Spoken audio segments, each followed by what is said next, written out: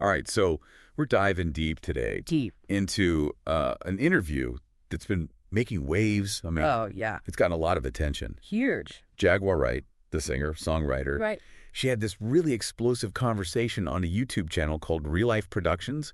And I mean, if you've seen the full interview and it's in your source material, It is. you know that Jaguar, Does not hold back. she does not hold back. Yeah. She makes some serious allegations. Curious. And I mean, serious allegations about major players in the music industry. Yeah, and what's really interesting about this is it's not just that she makes the claims, Right. it's how she delivers them. Huh. It's this raw, unfiltered style. It's Yeah. like we're eavesdropping on a conversation that was never meant for us. Yeah, exactly. Never meant to be public. And that's what makes this deep dive so compelling.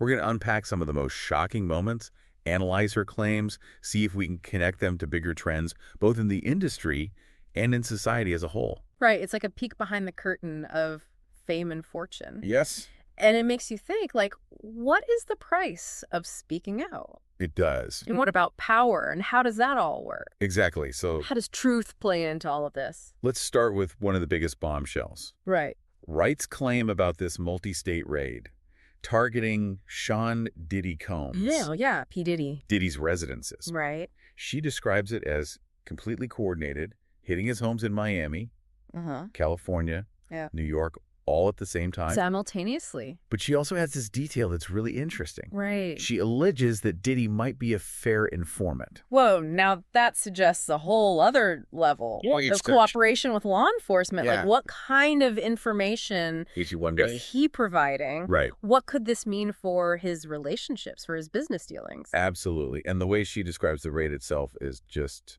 Intense. intense. She claims that the officers involved weren't even told whose house they were raiding at first. Wow. Which, That's wild. I know, it really highlights how serious the situation was. Yeah. She even mentions hazmat suits. Hazmat suits? Like, what? You think of like a biohazard or something? Yeah. It's crazy. It's like something out of a movie. It is. But Wright doesn't stop there. No, she doesn't. She goes on to make these allegations about Diddy and Cassie. Oh, Cassie, his former girlfriend. Right. And she uses this very specific term, freak-offs. Freak-offs allegedly involving male escorts. Yes. And, you know, she's careful with her language. Kind of. She mentions mutual acquaintances, Right. but the implication is pretty clear. Oh, it's definitely there. And it raises all sorts of questions about power control within these relationships. Right. Is this as common in Hollywood as she's suggesting? It makes you wonder. It really does. And then she brings up this drug called 2C. 2C, like pink cocaine, as she calls it. Right. She breaks it down. She gives this whole breakdown of what's in it. Cocaine, Cocaine, ketamine, ketamine, sometimes ecstasy, ecstasy, and food coloring. food coloring. That's a wild mix. You know, it's like she's giving us a drug education 101 moment. Right. And she claims this 2C is everywhere in Hollywood, Everywhere. even suggesting that young Miami, Who is linked to Diddy. who is linked to Diddy, might be involved. Interesting. She even points to a tweet, a specific tweet from young Miami about Diddy having women on their knees. Wow. But then she takes it even further and brings up JT, JT from the City Girls, right? right, who is in a musical duo with young Miami. Right.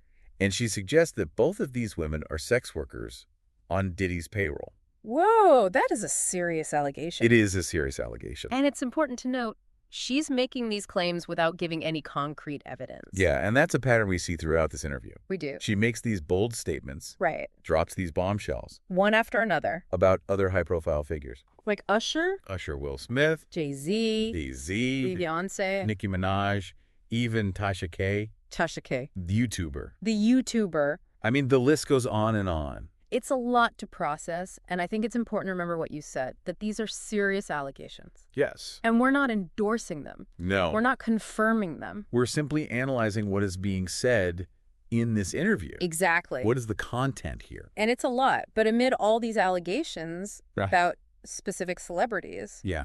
there's this other case that Wright brings up that I found really disturbing. She talks about Alio Bishop, Yes. the leader of this group called Carbon Nation, Right. who was convicted. On some very serious charges. Serious charges and sentenced to life in prison. Life in prison. Wow. And Wright claims she knew about Bishop and his activities long before his arrest.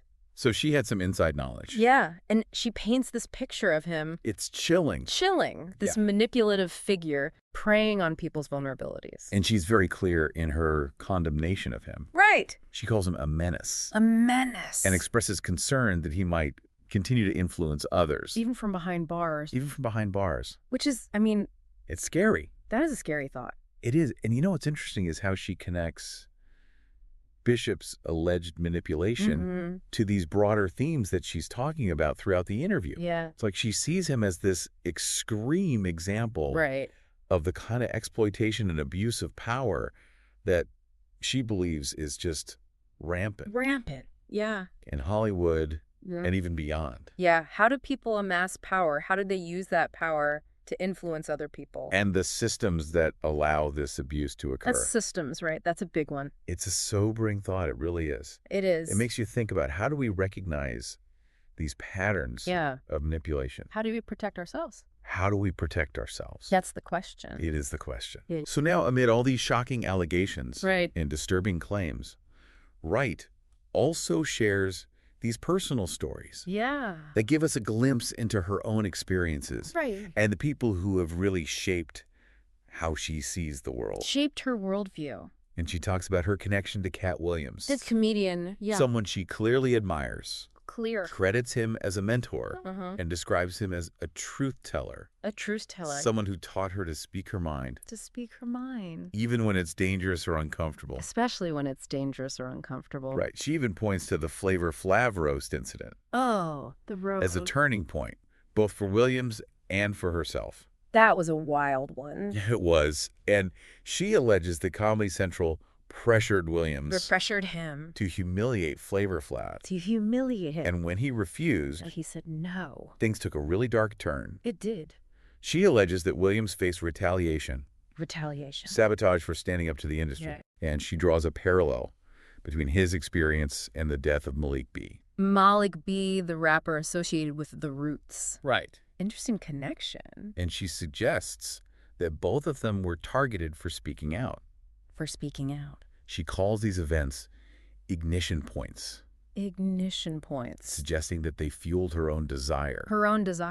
To expose the truth. To speak truth to power. So it's clear these experiences have really impacted her. Profoundly, I would say. Yeah, and they help explain her unfiltered approach to speaking out. No filter. No filter. It's like she's saying, I've seen what happens when people stay silent.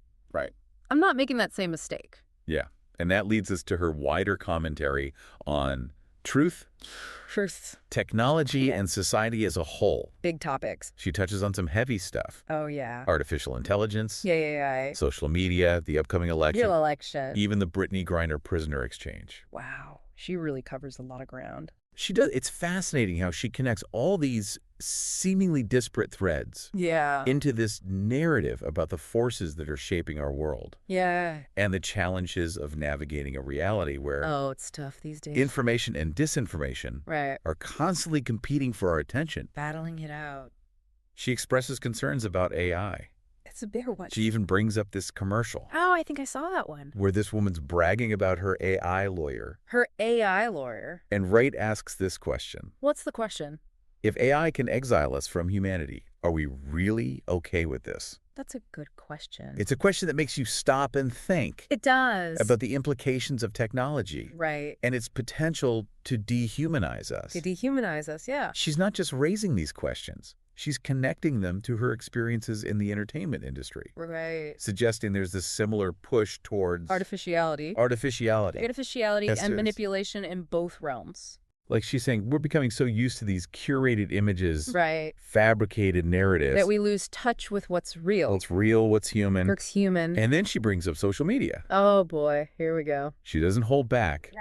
She calls out the hypocrisy. Of politicians. Yeah. The manipulation tactics. That are everywhere. Online. It's a minefield. And the pressure to conform to certain narratives. Just fit in. It's clear she sees social media as this double-edged sword. A double-edged sword, for sure. It has the power to connect and empower. Right. But it can also be used to control, divide, and silence. Absolutely. And she uses the Brittany Griner prisoner exchange. Oh, interesting example. As an example of this. Okay. She questions why the U.S. government prioritized Griner's release while other Americans are still imprisoned overseas. That's a good question. It's a question that makes you think, It did. and it highlights her willingness to challenge conventional narratives, Yes. question authority. She does not shy away from that. No, she does not. At all. So it's clear Wright is deeply skeptical Deeply skeptical. of the systems and structures that shape our world. The powers that be. She's urging us to be more discerning. To question, Question what we're told.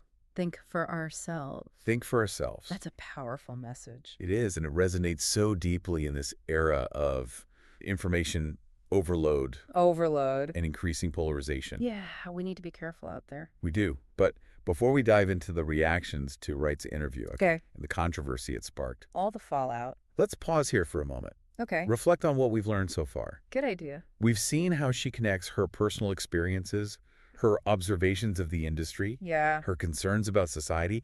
It all comes together It's a tapestry. to create this compelling, albeit unsettling narrative. Unsettling but compelling. Right. It is It's a narrative that challenges us to think differently. to look beyond the surface, to question what we believe, What we believe. to consider the possibility that things might not be what they seem. That's the key. It is. That's just the beginning. Join us in part 2 as we delve into the fallout from Wright's interview The fallout. and explore the broader implications of her claims. Can't wait.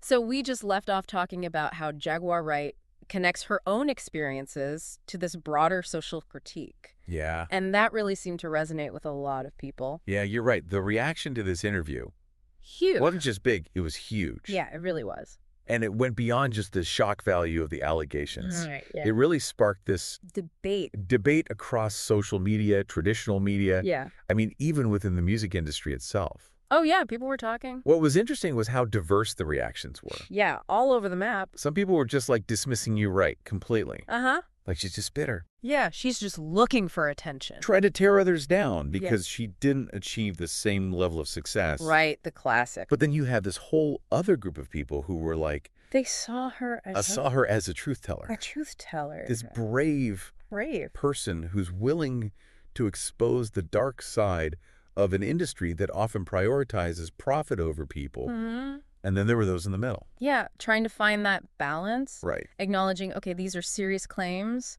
but also urging some caution. Right. Recognizing her delivery. Her style, It's her raw and direct, in your face. which can be off-putting for some. For sure. But, you know, For others, it's like, it's authentic. just keeping it real.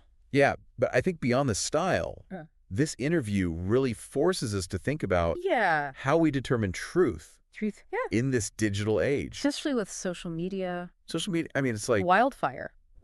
how quickly information and misinformation spreads. You're constantly bombarded with claims and counterclaims and Opinions, opinions. accusations. That's It's tough. tough to sift through it all. Who to trust. And that's where I think Wright's interview becomes so relevant Okay. because it throws a spotlight on this whole issue of truth-telling Truth telling. Yeah. in this landscape Yeah. where anyone with a platform Right. can claim to be an insider or the voice of the unheard. Like, how do we know? How do we know? What to believe? I mean, how do we approach these claims? It's a good question. Especially when they're coming from these public figures. Public figures, yeah. And the claims are so Controversial. controversial, yeah. That's tricky. I think a big part of it is Yeah. critical thinking. Critical thinking. We have to be willing to question our own biases, Our own biases. get different perspectives, really look at the evidence, Yeah, evidence. you know, not just accept things at face value, Right. Because things are not always what they seem. what they seem. And we also have to be wary of manipulation, Manipulation. both online and offline, Online and offline, right? because people in power, and I'm talking about all kinds of fields, Yeah. often use their influence to control the narrative, Control the narrative, silence anyone who disagrees. silence the opposition. Protect their own interests. And that's something Wright talks about directly in the interview. Yeah, she does. This whole idea of pressure to conform, But pressure. fear of speaking out, Fear of speaking out. consequences of going against the grain. What happens when you rock the boat? She claims she's experienced this firsthand. That she's been Sabotaged for speaking her truth. Whether you believe her specific allegations or not, Yeah, it raises this bigger point about power dynamics, Power dynamics, yeah. especially in industries like entertainment. Where it's all about image Image, right? and carefully controlled narratives, To hide things like exploitation. abuse, inequality. And those who try to disrupt those narratives, Those who try to say, wait a minute, this isn't right, to poke holes in that facade, they often find themselves pushed aside. silenced, punished. So Wright's interview really serves as this potent reminder Whether you agree with her or not, that speaking truth to power can be dangerous. especially when you're challenging these influential institutions and individuals. Yeah, and it also reminds us that we as consumers, Consumers of information, entertainment, we have a responsibility. we have a responsibility to be critical, to be critical. question the narratives that we're given, Don't just accept things at face value. seek out diverse perspectives. Because in a world overflowing with information, being able to think critically, separate fact from fiction, Resist manipulation. resist manipulation. It's more crucial than ever. Absolutely, we have to be savvy. Now, amid all the buzz and the controversy around this interview, Right. there was this one part that I found Yeah. particularly captivating. Okay, what was that? It was the way she talked about the Alio Bishop case. Oh, that was a chilling part of the interview. It was.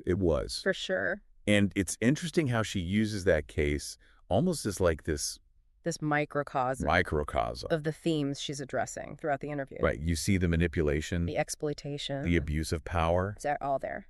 And she argues that Bishop gained his following Yeah. by preying on people's vulnerabilities. Your desire for belonging. The longing, meaning something bigger than themselves. Yeah. And even from prison, Wright believes She does. that he could still be exerting influence and control. Which is scary. It is scary. How do we protect ourselves from that? How do we even recognize the warning signs? That's the question. How do we resist the allure of these charismatic figures. right, these charismatic figures who offer simple solutions to complex problems? It's tempting. It is tempting, For sure. but it's a challenge we all face, We do. both individually and as a society. That desire to belong, to find meaning, it's human. It is. It's fundamental And it can make us so vulnerable to those who want to exploit it for their own gain. for their own gain and often It starts subtly. subtly. Small requests, promises of friendship. Acceptance, flattery, attention. But over time, Those requests become more demanding. more demanding. Those promises turn into threats. Threats, yeah. And that a flattery. Becomes a tool of control. It's scary how that happens. Right. He describes Bishop as a master manipulator. A master. Someone who was able to convince his followers to do things Do things. they never thought possible. Wow. She even mentions these Rituals. bizarre rituals. She calls it a download. A download, oh boy. And this is where the interview gets really dark, It does. right? Alleges that this download involved Bishop's followers Okay. consuming his semen, Whoa. claiming it was some kind of Spiritual communion. spiritual communion. Oh my goodness. She even suggests that this was part of a pattern of sexual abuse and exploitation. That's heavy. It's incredibly disturbing. It is. And it raises these questions about consent, Consent, the right. boundaries of belief, How far is too far? the lengths that people will go to Yeah. for someone they see as a leader. Wow. So it really emphasizes this need This need for critical thinking. critical thinking, Even within, spiritual or religious contexts. we can't blindly accept authority, We have to challenge dogma, question what we're told, question what we're told, protect ourselves. protect ourselves from those who might exploit our faith. Absolutely, faith is a powerful thing. Now, Wright's entire interview is filled with Provocative, provocative statements, these bold accusations that blur the lines between personal experience, speculation, maybe even exaggeration. It's hard to assess. It is. On the one hand, Yeah. she's clearly speaking from this place of conviction, right? She believes what she's saying. But on the other hand, Right. she's someone who's been hurt by this industry, Hurt, betrayed. marginalized. Yeah. So it's possible It's possible. that her anger and frustration are shaping her perspective. Sure, her lens. So how do we make sense of it all? That's the million-dollar question. How do we filter through the noise, The accusations. the accusations, the personal biases, and come to some kind of understanding? Yeah, it's not easy. It's not easy. But I think it starts with recognizing that truth is rarely simple. it's complex, Messy. multifaceted, There's rarely just one objective truth, especially when it from comes to human experience. human experience. And that's where I think Wright's interview, despite its flaws and inconsistencies, Yeah.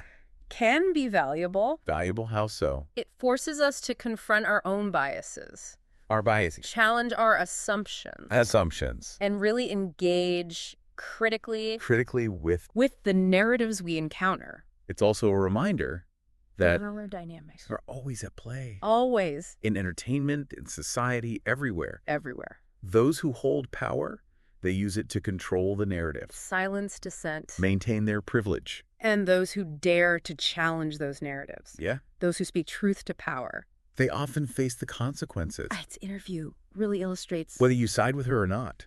what can happen when someone breaks the silence, Breaks the silence. exposes secrets, Exposes secrets. confronts the status quo. It can be risky, Risky. but staying silent can be complicit. It's up to each of us Each of us. to decide how we respond to Wright's interview, To her allegations, her worldview, but we have to engage with these issues thoughtfully, Critically. with a willingness. to question our own beliefs. Because in a world where truth can be so elusive, Elusive. critical thinking, Critical the thinking. ability to distinguish fact from fiction, Resist manipulation for a report are more important than ever. than ever. Couldn't agree more. Now that leads us to another compelling part of Wright's interview. Okay. Her commentary on technology Ecology. and how it's impacting our lives, Our lives, yeah. our relationships, Relationships. even our understanding of truth itself. Oh, that's a big one. It is, she A expresses. lot of anxieties Anxieties, yeah. about the digital age. She's concerned about the erosion of privacy, Privacy, the spread of misinformation, misinformation, the growing influence of artificial intelligence. AI. It's everywhere. She even says AI might end up Exiling us from humanity. exiling us from humanity, which is, That's a pretty intense warning. it is. It's like a sci-fi movie. It's a sci-fi movie, but I think her worries reflect. This larger societal anxiety about Yeah. how quickly technology is changing. And the possibility Possibility that those changes. might have unintended consequences. We just don't know. We don't know where it's all headed. It's hard to predict. I mean, we live in a time when technology is reshaping reshaping everything. almost every aspect of our lives. The way we communicate. The way we work. the way we think. The way we think. It's crazy. It is. It's only natural to feel uneasy. Uneasy, even afraid, Afraid, yeah. when things are changing so rapidly. Rapidly and profoundly. Profoundly, yeah. And Wright really points to social media Social media. as both a source of hope and a cause for concern. That double-edged sword again. Yeah, it's a double-edged sword. She acknowledges its power Its power to amplify voices. to expose injustice, But she's also really critical of how it's used to manipulate. control, divide people. Absolutely. And she talks about the pressure to conform, To conform, yeah. the obsession, The obsession with likes and followers, right? and this erosion of authenticity in the digital age. I think that resonates with a lot of people. I think it does. It's easy to get caught up In presenting this perfect version of ourselves online. Yeah, the perfect life, the perfect family. And then we lose sight of the real human connections That really matter. that give our lives meaning. And I think that's where Wright's interview, Is really insightful. insightful, yeah. Because she reminds us That technology is a tool. a tool, It can be used for good or for bad. good or bad. We decide, We decide how we want to use it. as individuals and as a society. We have to be aware of its potential pitfalls, But but also recognize its potential. to connect us, educate us, empower us. It's a delicate balance It is. It is. and requires us to engage with technology, Critically question its its assumptions and use it in ways that align with our values. with our values. Yeah. Wright also touches on other timely issues in her interview, Oh, yeah. Like what? from the upcoming election The election? Big one? to the Brittany Griner prisoner exchange. Right. She's got a lot to say. Yeah. And her commentary, as always, is Provocative. provocative, Controversial. controversial. Yeah. She doesn't hold back. She expresses this frustration with the political process. Yeah. I think a lot of people feel that. I think a lot of people do. Yeah. She suggests it's become corrupted. Corrupted by Money and special interests. the money. It's always about the money. And she criticizes both major parties, Both of them arguing that they're more focused on maintaining power than serving the people. than serving the people. Yeah, I can see why people would agree with that. I think a lot of people feel that way. Yeah. She also raises concerns about potential violence Violence? and unrest in the upcoming election. That's a scary thought. It is a scary thought. She even references January 6th, January 6th the Capitol riot. and the increasing polarization Polarization, yeah. in America. We're so divided. We are. It's like we can't even talk to each other anymore. It's a serious issue, and I think it underscores the need Civ- for civil discourse, Respect for different viewpoints. respect, Yeah. and this commitment This commitment, to working together to address the challenges. the challenges facing our country. Now, amid all this serious commentary Right. on politics and technology and society, Yeah. right, also offers these glimpses Exactly. into her own personal journey. Yeah, which I think is really important. I think so, too. It humanizes her. It humanizes her. It shows her struggles Her triumphs, and her evolving understanding of truth. of truth and purpose. It makes her relatable. Relatable, yeah. Even if you don't agree with everything she says. Right, even if you find her accusations Hard to swallow. hard to swallow.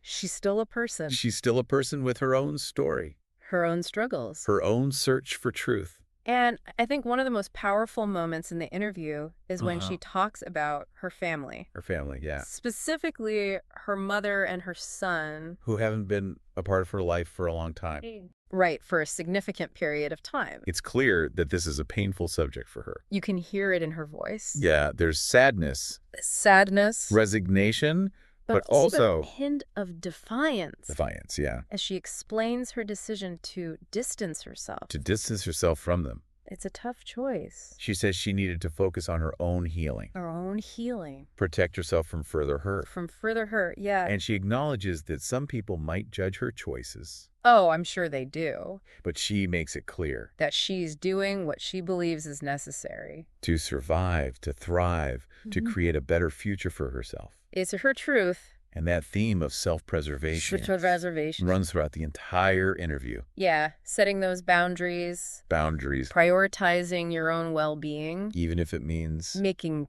tough choices tough choices. that might disappoint others. It's a powerful message It is, especially in a world that tells us to put others first, all the time. to prioritize their needs above our own, She's reminding us that we're ultimately responsible. for our own happiness. Our own We healing have to create a life, that aligns with our values, our goals, Right. even if it means making difficult choices. now it's important to acknowledge Right. that Wright's interview isn't perfect. It's not. Her accusations can be Pretty sweeping. sweeping, Her language is intense. intense, yeah, And her perspective is definitely shaped by her own experiences and biases. for sure. But even with those caveats, there's Yeah. so much to learn. From her willingness to be vulnerable. Vulnerable, yeah. To share her story, to offer her insights Insights into the into industries the industry, the challenges of this digital age. and this universal human search for meaning Meaning and purpose. in a world that can feel chaotic. chaotic, Uncertain. even meaningless. Yeah, it's tough out there. She's asking us To think critically. to be critical thinkers, To question what we're told. look beyond the surface of things And engage with the world. in a more conscious and deliberate way. She's reminding us that truth is often subjective. Subjective. That power dynamics influence everything. Everything And that personal growth, is a continuous process. it never ends. She's also encouraging us To trust our intuition, trust our intuition, to set healthy boundaries, healthy boundaries. and to build a life. That's truly our own. So as we wrap up this part of our deep dive, Okay. I want to leave you with a few questions. Few questions to consider. What resonated with you the most from Wright's interview? What resonated with? What challenged your belief? What challenged you And what insights will you carry with you as you continue? on your own path? It's been a fascinating journey It has, exploring this interview, for sure. and hopefully it sparked some new ideas, New ideas. encouraged some self-reflection, Some reflection. and maybe even A ignited renewed sense of purpose. a renewed sense of purpose and potential. That's what it's all about. Thanks for joining us on this deep dive. Thanks for listening. Until next time. Keep questioning, keep exploring, Keep exploring. keep Your seeking truth. your truth. All right, so we're back. Back for part 3. Part 3 of our deep dive. Into Jaguar Wright's interview. We've covered so much ground, from her allegations Shocking allegation. to her thoughts on The entertainment industry, technology, society. society as a whole. And we've talked about the reactions to her words. Yeah, all the different perspectives. This challenge of figuring out what's true in the digital age. And those critical thinking skills we need to navigate it all. But there's one piece of Wright's interview that we haven't fully explored yet. Her personal story. Yeah. This is where things get really interesting.